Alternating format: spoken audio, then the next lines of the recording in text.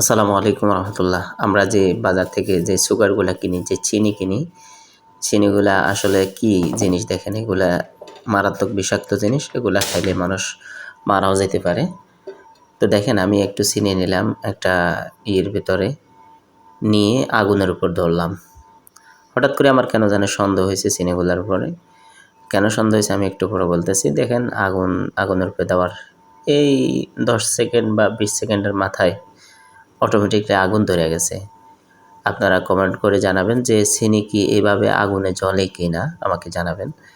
আমার জানা নেই, তবে দেখেন যেভাবে জ্বলতেছে মনে হয় যেন আমি এখানে যদি জ্বালানি কোনো জ্বালানি তেল ব্যবহার করি তাহলেও এভাবে জ্বলে না। দেখেন চিনিগুলা কীভাবে জ্বলতেছে। হ্যাঁ, চিনি এভাবে জ্বলে আমি ফার্স্ট বা প্রথম দেখলাম।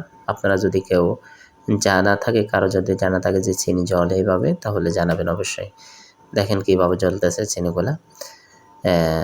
চিনি জ্বলার শেষে দেখেন ইয়েগুলা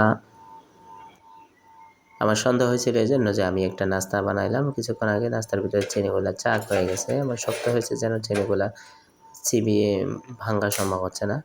এজন্য আমি সন্দেহ হলো, যার কারণে আমি চেক করতে গেলাম। চিনিগুলা দেখেন কেমন প্লাস্টিক পোড়ার মতো হয়ে গেছে। আসলে এই চিনিগুলা কি প্লাস্টিক দ্বারা তৈরি কিনা আমার জানা নাই, কারো জানা থাকলে জানাবেন। আর এমনভাবে পড়ছে যেমন প্লাস্টিক পুড়ে যেভাবে একদম শক্ত হয়ে যায়, মজবুত হয়ে যায়, এভাবে পড়ে গেছে, যেগুলোকে ছুটানো সম্ভব হচ্ছে না।